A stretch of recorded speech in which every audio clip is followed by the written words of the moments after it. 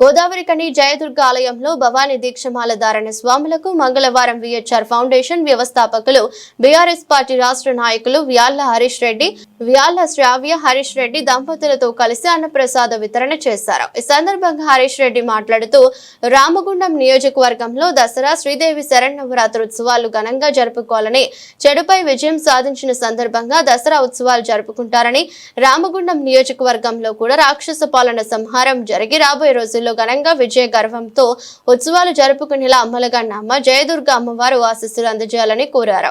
అమ్మవారి కంకణ దీక్షాపరులు కొప్పుల ఈశ్వర్ అమ్మవారి సేవలో గోదావరి కని పారిశ్రామిక ప్రాంతంలో జయదుర్గ ఆలయాన్ని నిర్మించి ఎంతో మంది భక్తులకు పారిశ్రామిక ప్రాంతంలో భక్తి విరాజిల్లేలా కృషి చేస్తున్నారని వారి సేవలను కొనియాడారు. అమ్మవారి స్మరణతో పాల్గొంటున్న భవానీ మాల దీక్షపరులకు అన్న ప్రసాద వితరణ గావించారు. జగన్మాత శ్రీ జయదుర్గ అమ్మవారు ఆశీస్సులు రామగుండం నియోజకవర్గ ప్రజలపై ఉండాలని కోరారు.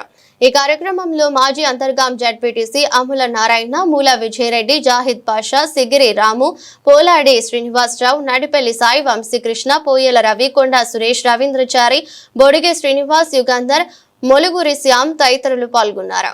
ఈ నవరాత్రుల సందర్భంగా ఈరోజు మన గోదావరికని పట్టణంలోని స్టేడియం వద్ద ఉన్నటువంటి జయదుర్గాదేవి అమ్మవారి గుడిలో అన్నదానం చేస్తారని చెప్పేసి నేను మొక్కుకోవడం జరిగింది.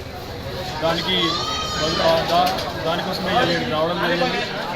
దాదాపు ఒక 500 మంది భక్తులు వచ్చారు, అమ్మవారి భవానీలు వచ్చారు. వాళ్ళందరికీ కూడా భక్తి శ్రద్ధలతో మేము వడ్డించడం జరిగింది. అలాగే గడిచినటువంటి ఒక 5-6 ఏళ్ల నుండి కూడా ఈ టెంపుల్లో మన మాజీ మంత్రివర్యులు సీనియర్ నాయకులు కొప్పలేశ్వరన్న గారు ఇక్కడికి వచ్చేసి గత 36-37 సంవత్సరాలుగా ప్రతి నవరాత్రుల సందర్భంగా ఇక్కడికి వచ్చి పూజలు చేయడం ఆనవాయితీ.